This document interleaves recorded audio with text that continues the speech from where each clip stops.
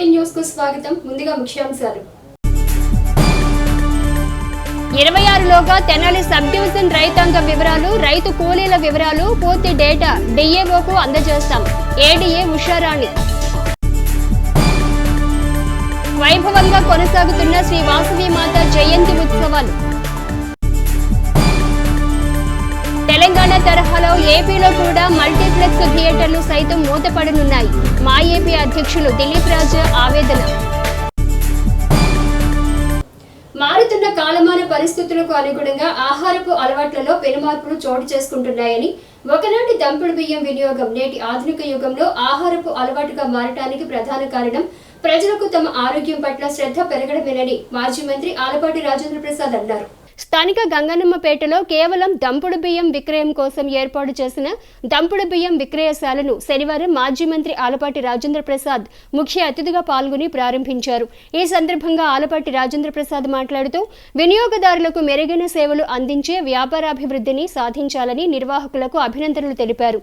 Shop నిర్వాహకులు దంపుడు బియ్యం సరఫరా గురించి చెబుతూ రాజమహేంద్రవరంలోని నరేంద్రపురం మండలంలో దంపుడు బియ్యం తయారు చేస్తారని, ప్యాకింగ్ ద్వారా రాష్ట్ర వ్యాప్తంగా సరఫరా అవుతాయని, బీపీ షుగర్ కంట్రోల్ చేయటం కోసం దంపుడు బియ్యం వినియోగం డాక్టర్లు సూచిస్తున్నారని తెలిపారు.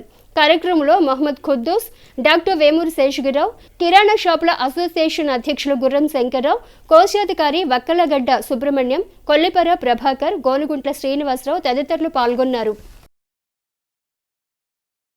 ఆర్యవైశ్యుల ఇలవేల్పు శ్రీ వాసవి కన్యకా పరమేశ్వరి అమ్మవారి జయంతి ఉత్సవాలు విశేషంగా కొనసాగుతున్నాయి.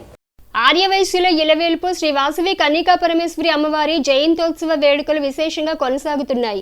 స్థానిక బోస్ రోడ్లోని శ్రీ వాసవి కన్యకా పరమేశ్వరి అమ్మవారి దేవస్థానం ఆలయ సత్రం కమిటీ నిర్వహణలో శ్రీ వాసవి మాత జయంతి ఉత్సవాలు త్రయాహ్నిక దీక్షగా నిర్వహిస్తున్నారు. ఈ క్రమంలో శనివారం అమ్మవారికి నిర్వహించిన విశేష పూజా విధానాలను ఆలయ అర్చకులు మీడియాకు వివరించారు. ఉత్సవాల ముగింపుగా సాయంత్రం నిర్వహించే శోభాయాత్ర ప్రాధాన్యతను వివరించారు.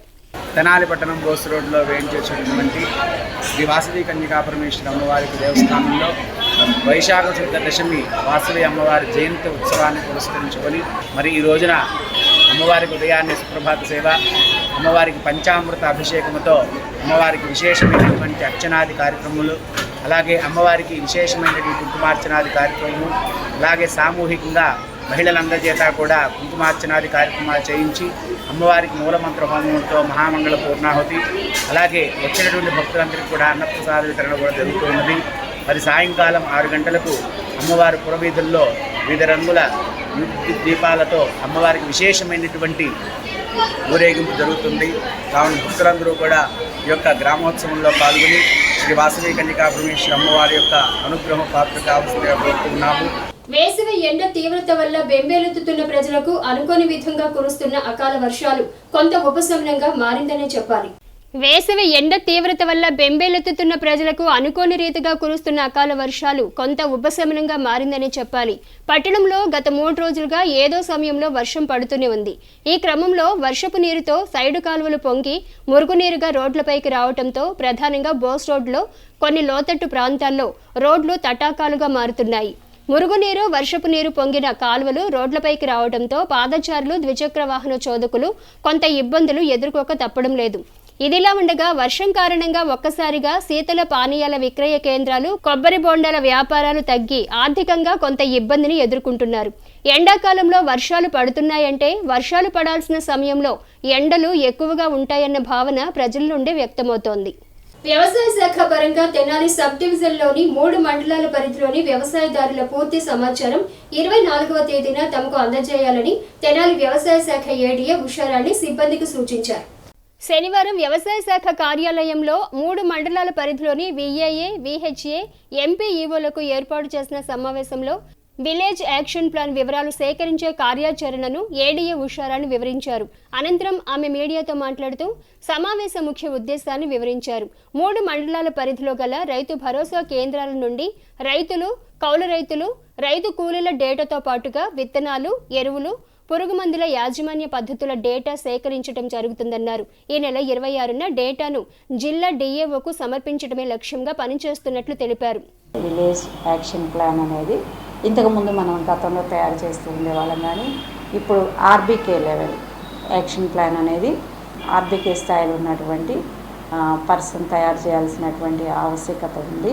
టోటల్ ఫార్మర్స్ ఎంతమంది ఉంటారు, కౌలుదారులు ఎంతమంది ఉంటారు, ఉమెన్ ఫార్మర్స్ ఎంతమంది ఉంటారు, మెన్ ఫార్మర్స్ ఎంతమంది ఉంటారు, ఎంత ఎక్స్టెంట్ ఉంటుంది, వాళ్ళ యొక్క లైవ్ స్టాక్ ఏంటి, వాళ్ళ యొక్క ఇరిగేషన్ సోర్స్ ఏంటి, వెట్లాండ్ ఎంత, డ్రై ల్యాండ్ ఎంత, వాళ్ళు ఏ రకమైనటువంటి విత్తనాలు వాడుతున్నారు, ఎంత ఫర్టిలైజర్స్ వాడుతున్నారు, ఎక్కడి నుండి తెచ్చుకుంటున్నారు, గ్రీన్ మాన్యూర్ వాడుతున్నారా, మామూలు వ్యవసాయం చేస్తున్నారా, లేకపోతే ఆర్గానిక్ ఫార్మింగ్ చేస్తున్నారా, న్యాచురల్ ఫార్మింగ్ చేస్తున్నారా, అంటే ఒక ఆర్బీకే స్థాయిలో ఒక 300 మంది రైతులుగానే ఉంటే ఆ 300 మంది రైతుల యొక్క డేటా అంతా కూడా వీళ్ళు విలేజ్ యాక్షన్ ప్లాన్లో పొందుపరిచి వాటిని రేపు 24వ తారీఖుకి ఏఓలకు అందించినట్లయితే ఏఓలు ఇన్ఫర్మేషన్ అంతా కన్సల్టేట్ చేసి ఏడిఏ ఆఫీసుకు పంపిస్తే మనము 3 మండల్స్లో ఉన్నటువంటి వీటన్నిటిని కూడా కన్సల్టేట్ చేసి 26వ తారీఖు డిఏఓ గుంటూరు ఆఫీస్కి సబ్మిట్ చేయాల్సి ఉంది. కొల్లిపర మండలంలో 15 ఆర్బీకేలు ఉన్నాయి, అలాగే మన తెనాలి మండలంలో 19 ఆర్బీకేలు ఉన్నాయి, అలాగే మనకి దుగ్గిరాల్లో 17 ఆర్బీకేలు ఉన్నాయి. ఈ ఆర్బీకేలకి సంబంధించినటువంటి మొత్తం డేటా అంతా కూడా వాళ్ళు ఈ విలేజ్ యాక్షన్ ప్లాన్లో పొందుపరిచి మనకి సబ్మిట్ చేస్తారు. దీని మీద భాగంగా విఏలకి, విహెచ్ఏలకి, ఏఈఓలకి, అలాగే ఎంపీఓస్కి మన 3 మండలాల్లో ఉన్నటువంటి అధికారులు, వ్యవసాయ అధికారులు మరి దీన్ని ఎలా ప్రిపేర్ చేయాలనే దాని మీద అవగాహన శిక్షణ కార్యక్రమాన్ని నిర్వహించడం జరిగింది. కాబట్టి రైతులు వారికి సహకరించాలిగా కోరుకుంటున్నాను. తెలంగాణలో సింగిల్ స్క్రీన్ థియేటర్లు 450 మూతపడటం పట్ల మా ఏపీ ఆర్టిస్ట్ అసోసియేషన్ వ్యవస్థాపక అధ్యక్షులు దిలీప్ రాజా ఆవేదన వ్యక్తం చేశారు. మా ఏపీ కార్యాలయంలో ఏర్పాటు చేసిన మీడియా సమావేశంలో దిలీప్ రాజా మాట్లాడుతూ తెలంగాణ తరహాలో ఏపీలో కూడా త్వరలో మల్టీప్లెక్స్ థియేటర్లు సైతం మూతపడే అవకాశాలు ఉన్నాయని, ఇందుకు ప్రధాన కారణం థియేటర్లకు వచ్చే ప్రేక్షకుల సంఖ్య గణనీయంగా తగ్గడమేనని అన్నారు. ఈ విపత్కర పరిస్థితిపై తెలుగు రాష్ట్రాల్లోని 2 ప్రభుత్వాలకు మా ఏపీ బృందం నివేదిక ఇవ్వనున్నట్లు తెలిపారు. సినిమా థియేటర్ల నిర్వాహకులకు భారంగా మారిన పరిస్థితులను దిలీప్ రాజా వివరించారు. ఇందుకు గాను రావాల్సిన మార్పులను చేర్చాల్సిన చేర్పులను వివరించారు. సమావేశంలో నిర్మాత చదలవాడ హరిబాబు, సహాయ దర్శకుడు వెంకీరావణ్, ఇంటూరి విజయభాస్కర్, నటుడు మిలిటరీ ప్రసాద్, ఎర్రబాబు తదితరులు పాల్గొన్నారు. సినిమా అనగానే ఇదేదో బాగా డబ్బులున్న వాళ్ళ పరిశ్రమ, వీళ్ళకి ఏం బాధ లేదు అనుకుంటారు జనం.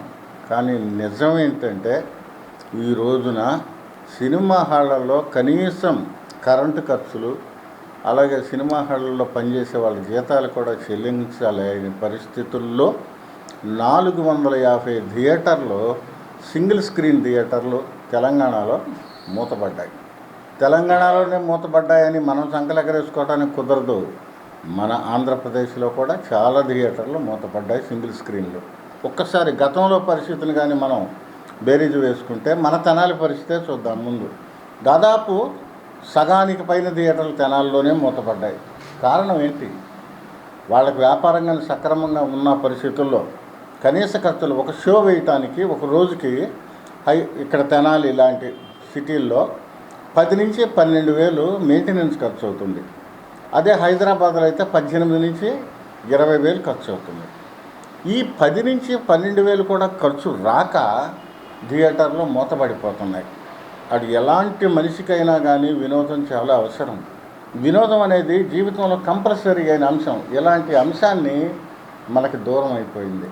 కారణం ఏంటని ఒక చోట విశ్లేషించుకుంటే ఫస్ట్ కారణం థియేటర్లకి జనం వెళ్ళట్లా. ఎందుకు వెళ్ళట్లేదు? వారం రోజుల క్రితం రిలీజ్ అయిన సినిమాలు కూడా ఓటీటీ ద్వారా వచ్చేస్తున్నాయి. చాలామంది ప్రేక్షకులు ఓటీటీలను అతుక్కుపోవడానికి కారణం ఏంటంటే సినిమా హాల్లో రేట్లు ఎక్కువ ఉంటాం.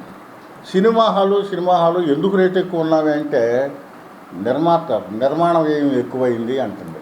అది ఒక్కొక్క హీరో 50 కోట్లు 100 కోట్లు తీసుకున్నాడు, కాక ఏం చేస్తాను అంటుంది.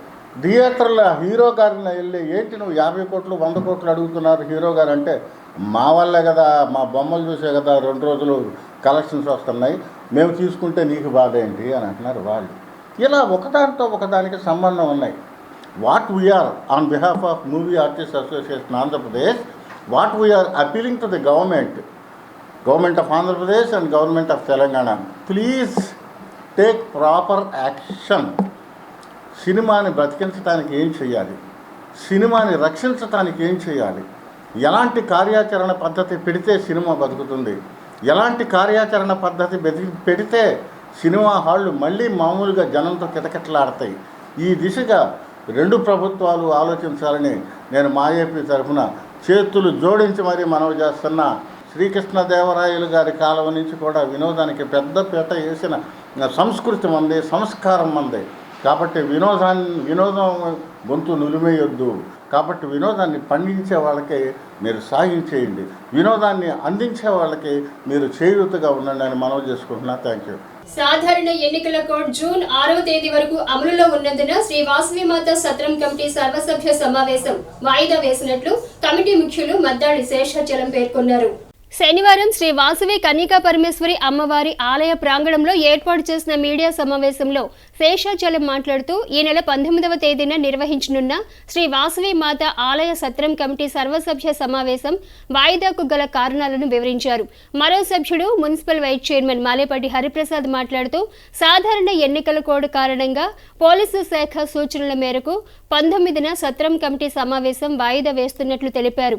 సభ్యులు గమనించాల్సిందిగా కోరారు. ఈ సమావేశంలో నూకల భాస్కర్, గ్రంథి విశ్వేశ్వరరావు తదితరులు పాల్గొన్నారు.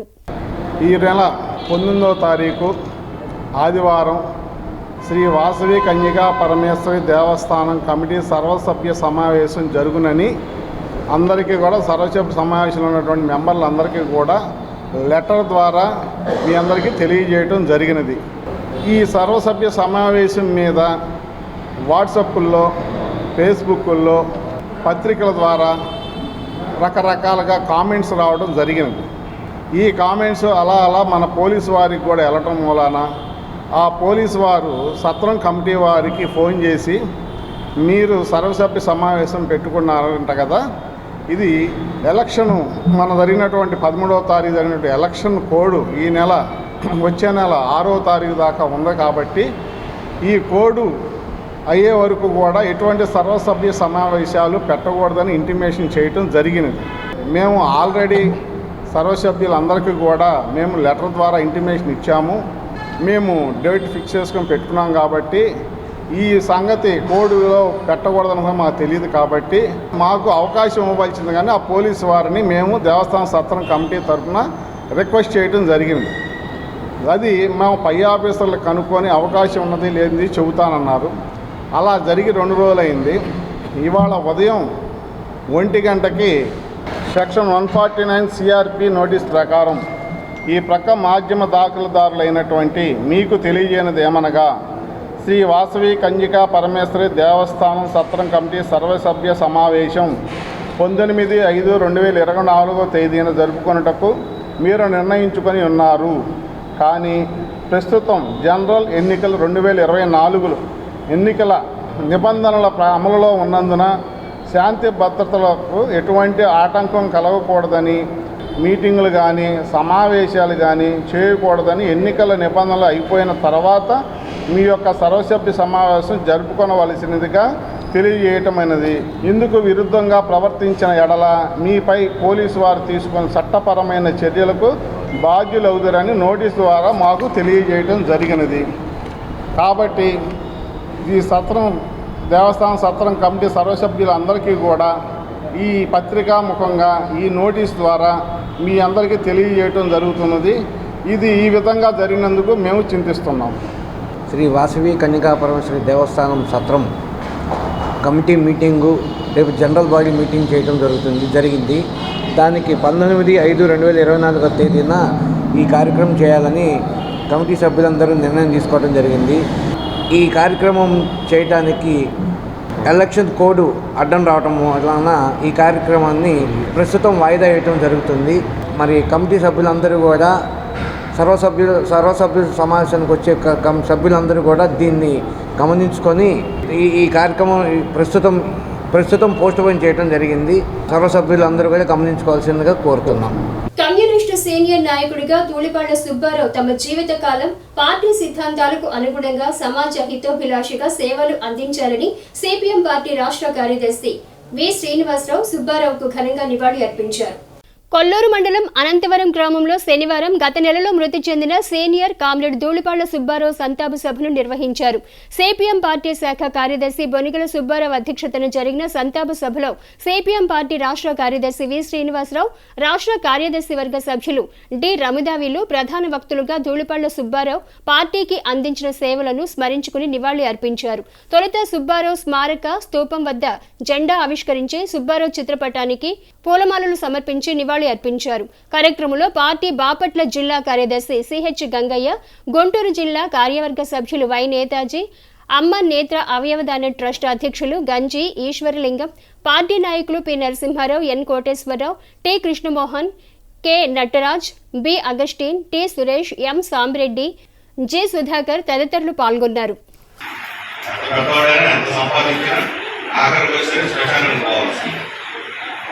అందుకని జీవితకాలంలో మనకేం మిగిలింది, డబ్బు మిగిలిందా, కీర్తి మిగిలింది, చేసిన కృష డబ్బు అన్నప్పుడు డబ్బు గురించి తర్వాత వాసులు కొట్టుకుంటారు, తిట్టుకుంటారు అని మర్చిపోతారు. కానీ కీర్తి ప్రజలందరూ చేసిన కృషి శాశ్వతంగా ఎవరు సుబ్బారావు సంపాదించలేకపోవచ్చు. ఆయన తన కుటుంబాన్ని చక్కగా చూసుకున్నారు. ఆయన సంపాదించాలనుకుంటే చాలా సంపాదించవచ్చు.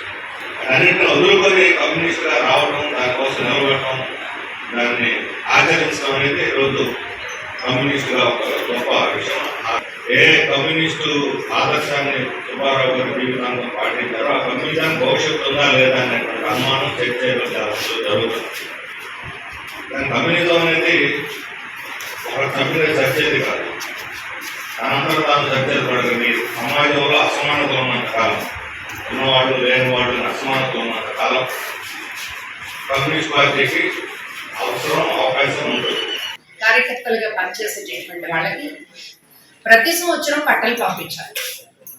మన ఇంట్లో మన పండగకి బట్టలు పడుకుంటాం, మన వాళ్ళు పడుకుంటాం.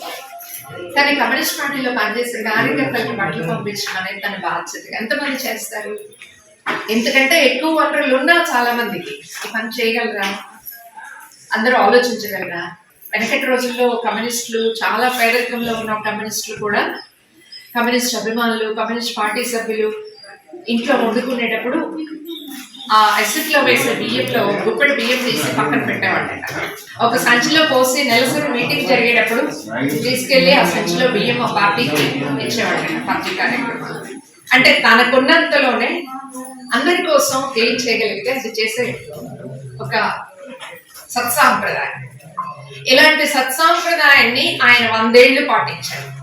పార్టీకి ఏమి ఇవ్వాలి, పక్క వాళ్ళకి ఏం చేయగలగాలి, ఏం చేయాలి అనే ఆలోచనతో ఆయన ఉత్తమ కమ్యూనిస్టు, ఉత్తమ మానవతావాదిగా ఉంటాడు అని చెప్పేసి చెప్తారు. ఆయన ఏమి పెద్ద ఆస్తులున్న మనిషి ఏం కాదు, కష్టం చేయకుండా గట్టి మీద కూర్చున్న భూస్వామి కూడా కాదు.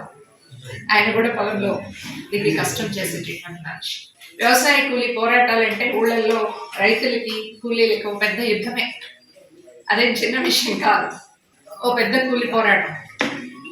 అప్పటిదాకా మా పిల్లలు అనుకునేటటువంటి వాళ్ళు ఒకసారి కూలి పోరాటం తర్వాత ఎన్ని రకాల దాడులు చేశారో స్వయంగా నేను అనుభవించాను. చంపాలా అనేటటువంటి ప్రయత్నాలు కూడా ఆ వ్యవసాయ కూలి పోరాటాల్లో పోటీ కూలీలను తీసుకొచ్చి దించాలనేటటువంటి ప్రయత్నం చేస్తే రైతు కుటుంబంలో పుట్టి రైతులకు వ్యతిరేకంగా కర్ర పట్టుకొని కూలీలకు అండగా నిలబడితే దమ్ము, ధైర్యం ఎంతమందికి ఉంటుంది? ఇది సుబ్బారావు గారు చేసి చూపించారు. దుగ్గిరాల మండలం కంఠంరాజు కొండూరు శ్రీ మహంకాళి అమ్మవారి ఆలయం నందు ఈ నెల 26 నుండి 30వ తేదీ వరకు అమ్మవారి 47వ ప్రతిష్టా వార్షికోత్సవాలు నిర్వహించనున్నారు. దుగ్గిరాల మండలం కంఠంరాజు కొండూరు శ్రీ మహంకాళి అమ్మవారి ఆలయం నందు ఈ నెల 26 నుండి 30వ తేదీ వరకు అమ్మవారి 47వ ప్రతిష్టా వార్షికోత్సవాలు నిర్వహించనున్నారు.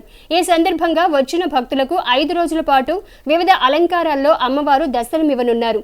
26న తొలి రోజు ఆదివారం లక్ష్మీదేవి అలంకారంలో భక్తులకు దర్శనమివ్వగా, 27న సరస్వతీదేవి, 28న రాజరాజేశ్వరిదేవి, 29న ధనలక్ష్మీదేవి, చివరి రోజు 30న గురువారం శ్రీ గాయత్రీదేవి అలంకారంలో భక్తులకు దర్శన భాగ్యం కల్పించనున్నారు.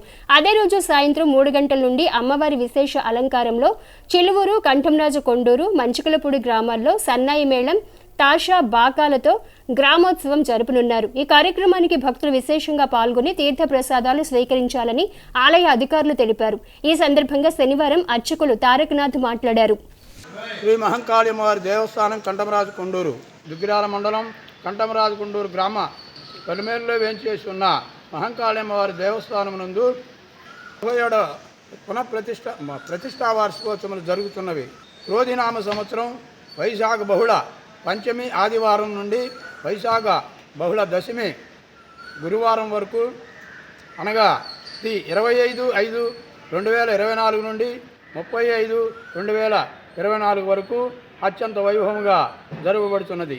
ప్రతిరోజు అమ్మవారికి విశేష అలంకరణ, విశేష పూజా కార్యక్రమాలు జరుగును. 25/5/2024 గురువారం సాయంత్రం 3 గంటల నుండి అమ్మవారి గ్రామోత్సవ కార్యక్రమము చిలువూరు, కంఠమరాజు కొండూరు, మంచిగలపూడి గ్రామం మీదుగా సన్నాయి మేళాలు, భాషాలతో అత్యంత వైభవముగా గ్రామోత్సవం జరుగును. కావున భక్తులు 50 మంది శ్రీ మహంకాళి వారిని దర్శించుకొని తీర్థప్రసాదములు స్వీకరించి అమ్మవారి కృపకు పాత్రలవుతారని కోరుచున్నాం. పునర్నిర్మాణం జరుగుతున్నందున అమ్మవారు దారు రూపంలో అంటే చెక్క రూపంలో అమ్మవారి దర్శనం ఇచ్చుతున్నారు.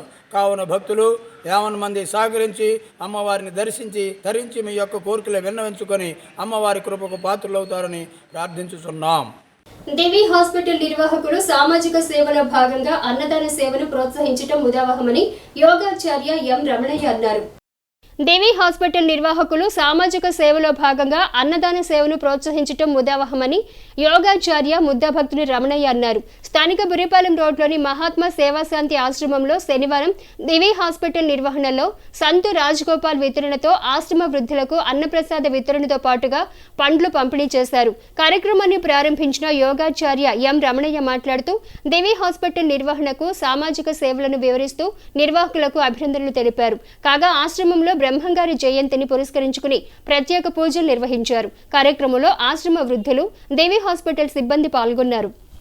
స్థానిక బురిపాలెం రోడ్లోని శ్రీ మహాత్మా గాంధీ శాంతి వృద్ధాశ్రమంలో శ్రీ వెంకటేశ్వర యోగా సేవా కేంద్రం ఆధ్వర్యంలో యోగా సభ్యులు సందు రాజగోపాల్ గారు వారి తల్లి యశోదమ్మ గారి జ్ఞాపకార్థం దివి హాస్పిటల్ వారి ఆధ్వర్యంలో డాక్టర్ ఉదయ్ భాస్కర్, డాక్టర్ అర్చనారెడ్డి, లీలాకుమారి గారి సహకారంతో, ఈ కుటుంబ సభ్యుల సహకారంతో ఈ రోజున ఈ గాంధీ ఆశ్రమంలో అన్నదానము, పళ్ళు పంపిణీ కార్యక్రమం నిర్వహిస్తున్నాము.